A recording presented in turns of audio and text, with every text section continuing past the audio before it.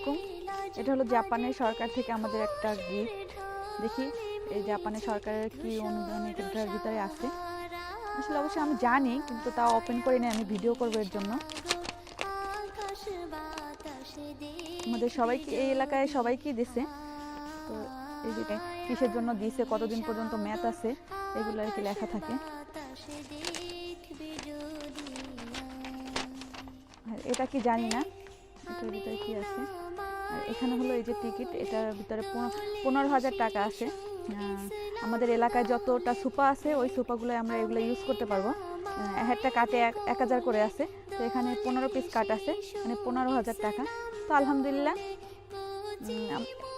এইটাই আমাদের কাছে অনেক বড় একটা পাওয়া, যেহেতু সরকার থেকে আমাদের এলাকার ছোট বড় সবাইকেই দিছে। আমাদের এলাকায় 15,000 টাকা করে দিছে। তো আমি এটা সবার সাথে শেয়ার করলাম। সবাই ভালো থাকবেন, আল্লাহ হাফেজ।